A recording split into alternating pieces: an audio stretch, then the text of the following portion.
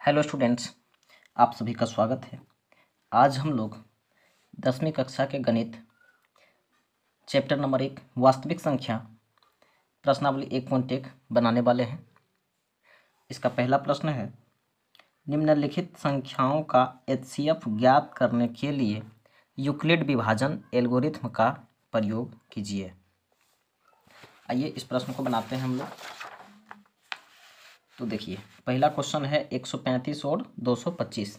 इसे बनाना है यूक्लिड विभाजन प्रमेय से। ठीक है, तो सबसे पहले इसे आप लोग एचसीएफ जानते होंगे। इसका पहले एचसीएफ हम लोग बनाएंगे भाग विधि से। ठीक है, 135 और 225 का एक बार से भाग लगेगा 135।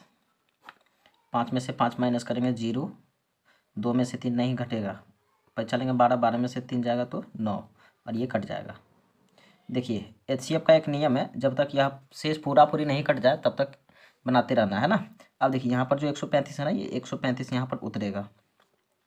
अब 90 से भाग लगाएंगे तो 90 दूनी 180, 2 बार से नहीं 1 बार से जाएगा 90।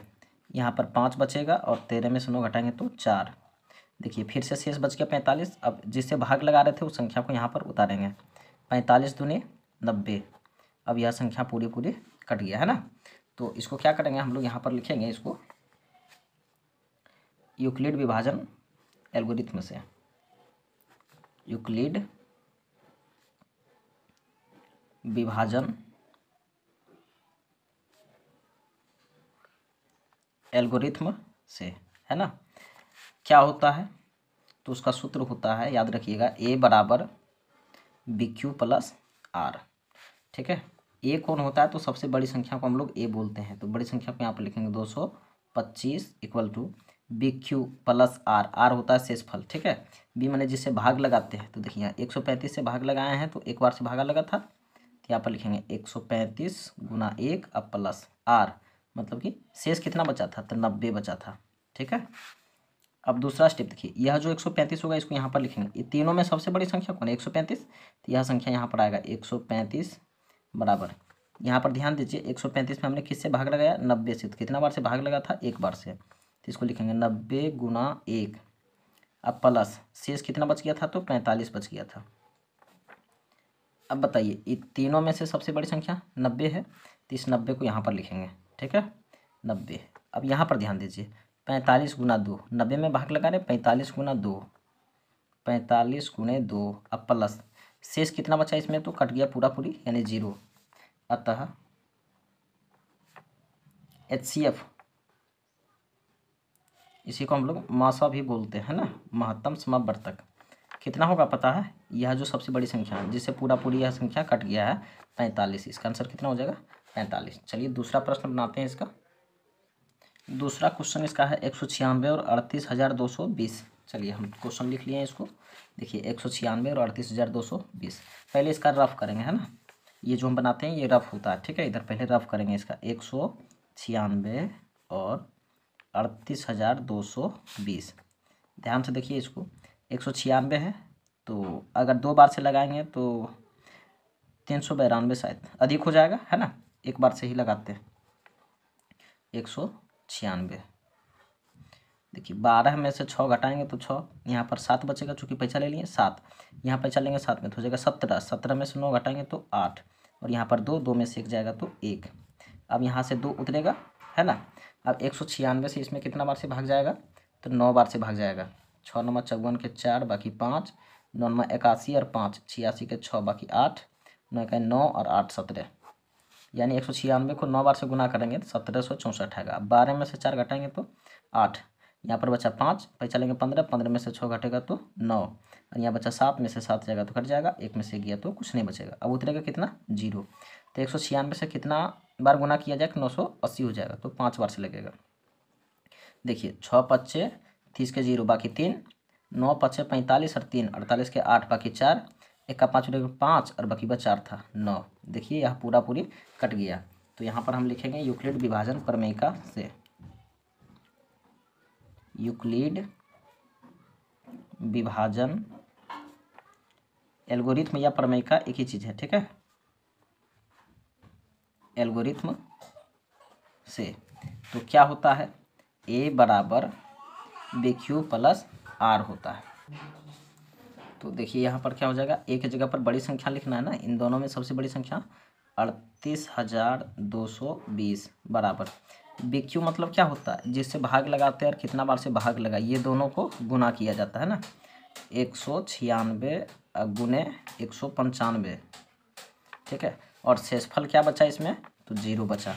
अतः इसका मासा जो होगा, मासा जो होगा कितना हो जाएगा, तो देखिए 196 से ही भाग लगा और पूरा पूरी कट गया ना, तब जिस संख्या से भाग लगाते वही इसका मौसो हो जाता है 196। चलिए अब हम लोग इसका तीसरा प्रश्न बनाते हैं 3 नंबर का। देखिए 3 नंबर का क्वेश्चन है 867 और 255, इसका मौसो ज्ञात करना है, ठीक है, एचसीएफ ज्ञात करना है। तो हम क्वेश्चन लिख चुके हैं, आइए इसका पहले हम लोग रफ करते हैं ना। एक 867 और 255 है, तो 255 को हम बाहर लिखेंगे और 867 को अंदर, है ना। चलिए अब देखते हैं कितना बार से लगेगा, 2 से, 3 से या 4 से। 4 से तो नहीं लग सकता है, 3 से, 5 या 15, 5 या 15 116, 3 दूनी 6 1 7, हाँ बिल्कुल लगेगा 3 से। देखिए 5 तिया 15 के 5 बाकी 1, 5 तिया 15 116 के 6 बाकी 1, 2 तिया 6 और 1 बाकी था, कितना हो गया 7। चलिए इसको माइनस करते हैं, 7 में से 5 घटाएंगे तो 2, 6 में से 6 घटेगा तो 0, और यहाँ देखिए 8 में से 7 घटाएंगे तो 1 बचेगा, शेष बच गया। अगर शेष बच गया तो यहाँ पर ये टेबल बढ़ेगा। अब इसमें देखिए 255 से भाग लगाए थे तो 102 शेष बच गया, अब यह 255 इसमें उतर जाएगा, ठीक है। अब 102 से लगाएंगे 2 बार में तो कितना हो जाएगा 204, 5 में से 4 घटाएंगे तो 1, यहाँ पर 5 बच गया और 2 में से 2 जाएगा तो कट जाएगा। अब देखिए इसमें आएगा कितना 102, यह वाला संख्या जिससे भाग लगा रहे होते वही संख्या इसमें उतर जाता है, ठीक है। अब 51 से 2 बार में लग जाएगा, 51 दूनी 102, देखिए पूरा पूरी कट गया है ना। अब हम लोग इसे लिखते हैं यहाँ पर यूक्लिड विभाजन, यूक्लिड विभाजन एल्गोरिथम से, एल्गोरिथम से क्या होता है, तो a बराबर बी क्यू प्लस आर, ए कौन होगा इन दोनों में, बड़ी संख्या 867 बराबर, देखिए 867 में हमने 255 से भाग लगाया, ये होता है बी और ये होता है इधर इस साइड का क्यू होता है, ठीक है। तो बी क्यू मतलब 255 गुना 3, 255 गुने 3, अब प्लस आर का मतलब शेषफल रिमाइंडर, आर से रिमाइंडर 102 बचा था 102। अब अगला स्टेप क्या होगा, तो यह देखिए 255, ये तीनों में सबसे बड़ी संख्या 255, यहाँ पर 255 आएगा बराबर, देखिए 255 है ना, 102 से भाग लगाया गया और 2 बार से भाग लगा था तो इसको लिखेंगे 102 गुने 2, अब प्लस रिमाइंडर कितना बचा था, तो 51 बच गया था। फिर देखिए अब इन तीनों में सबसे बड़ी संख्या कौन है, तो 102 है, 102 बराबर 102 में हमने भाग लगाया था 51 से, तो 51 गुने 2 हुआ था, है ना, यहाँ से 51 गुने 2 और प्लस रिमाइंडर कितना बचा, तो 0। देखिए जब तक 0 नहीं आता तब तक हम लोग मासो बनाते रहते हैं ना, मतलब भाग लगाते ही रहेंगे। अतः इसका HCF जो होगा, HCF कितना हो गया, तो देखिए 51 बार से लगा है, इन तीनों में सबसे बड़ी संख्या 51 है ना, 51 से लगा है और शेषफल 0 हो गया, तो इसलिए इसका HCF 51 होगा। उम्मीद करते हैं आपको 1 नंबर का तीनों क्वेश्चन बहुत ही बेहतरीन ढंग से समझ आया होगा। देखिए अब इसी चैप्टर का दूसरा क्वेश्चन, दर्शाइए कि कोई भी धनात्मक विषम पूर्णांक, आप ध्यान दीजिए इसमें विषम लिखा हुआ है ना, धनात्मक मतलब प्लस वाली, विषम पूर्णांक 6q + 1 या 6q + 3 या 6q + 5 के रूप का होता है, जहाँ q कोई पूर्णांक है। आइए इस सवाल को कैसे बनाएंगे, तो देखिए सबसे पहले बनाने के लिए हम लोग लिखेंगे इसका, माना a कोई धनात्मक विषम पूर्णांक है, माना ए कोई धनात्मक विषम पूर्णांक है, ठीक है, माना ए कोई धनात्मक विषम पूर्णांक है तथा b बराबर 6, ये ठीक है, इसको b बोलते हैं हम लोग, चूँकि फॉर्मूला जो होता है ना उसके अनुसार b बराबर 6, इसीलिए r का जो मान होगा ना, यह जो r का मान होगा यह 0 के बराबर भी हो सकता है या 0 के बड़ा, 0 से बराबर तथा 0 से बड़ा, सॉरी ये उल्टा हो गया, देखिए 0 के बराबर या 0 से बड़ा हो सकता है, परंतु 6 से छोटा होगा, 6 के बराबर नहीं हो सकता। हमारे कहने का मतलब है, आप लोग ध्यान दीजिए इस पर ज़रा सा। जैसे कि मान लीजिए कोई संख्या है, 3 से अगर हम भाग लगाते हैं, यहाँ पर ले लेते हैं हम 19, ठीक है। तो 3 से भाग लगाते हैं, 3 छक 18, 9 में 60 किया तो 1, ये कट गया। ये जो बड़ी संख्या है इसको ए बोलते हैं, ठीक है। ए भाग लगा रहे हैं किससे, बी से, ये क्यू और ये क्या होता है, आर होता है। बात समझ पा रहे हैं आप लोग। जैसे कि यहाँ पर हम बी से भाग लगाएंगे ए में, तो क्यू बार से लगेगा और यहाँ पर कुछ लगने के बाद रिमाइंडर जो बचता है उसको आर बोलते हैं, बी क्यू प्लस आर, ए बराबर, ठीक है। तो हमारे कहने का मतलब अगर हम 3 से भाग लगा रहे हैं तो शेष जो होगा ना, शेष या तो 0 आएगा, 1 आएगा या 2, शेष कभी 3 बच सकता है क्या। देखिए 3 से 9 में भाग लगेंगे, 3 3 9, पूरा पूरी कट ही जाएगा, है ना। अगर 8 रहता तो 3 दूनी 6, शेष 2 बचेगा, 9 रहेगा तो पूरा पूरी कटिए जाएगा। यानी कि जो जिससे भाग लगाते हैं उसके बराबर शेष नहीं बच सकता है, ठीक है। तो आप लोग इस बात को समझ गए होंगे आप। तो आर का जो मान होगा, 0 के बराबर हो सकता है, यानी पूरा पूरी कट सकता है, शेष कुछ नहीं बचेगा तो 0 बचेगा। 0 से बड़ा हो सकता है परंतु 6 नहीं हो सकता, 6 से छोटा होगा, क्योंकि हमने भाग लगाया किससे है, तो 6 से भाग लगाना है। तो यहाँ आर के सभी संभावित मान,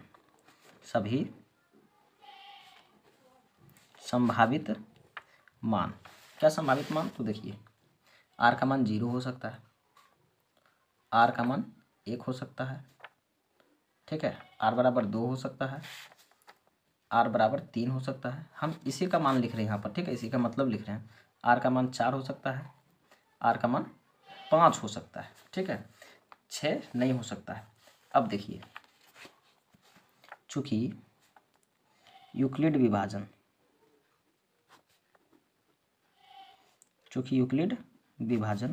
प्रमेयिका से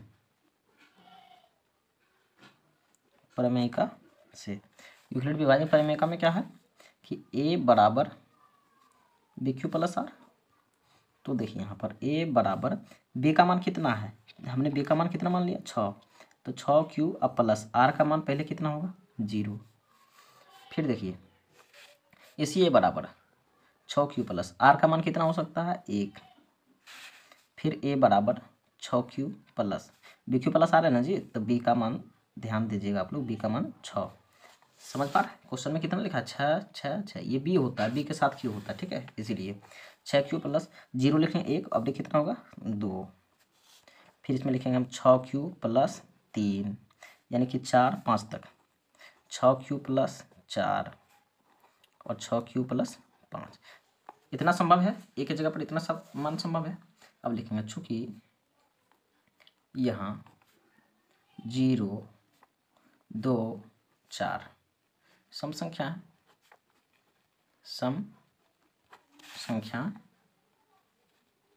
है, अतः ए बराबर 6 क्यू, 0 को लिखें या ना लिखें, 6 क्यू प्लस 2 तथा 6 क्यू प्लस 4 नहीं हो सकता है, ठीक है, क्योंकि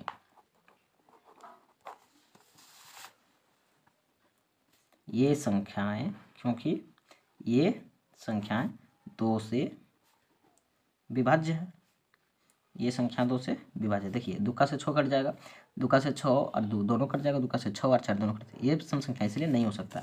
अतः ए बराबर 6 क्यू प्लस 1, ठीक है, ये नहीं हो सकता, ये भी नहीं हो सकता और ये भी नहीं हो सकता। 6 क्यू प्लस 1, 6 क्यू प्लस 3, देखिए विषम संख्या केवल देखिए 1 3 और 5, तथा 6 क्यू प्लस 5 के रूप का हो सकता है, 5 के रूप का हो सकता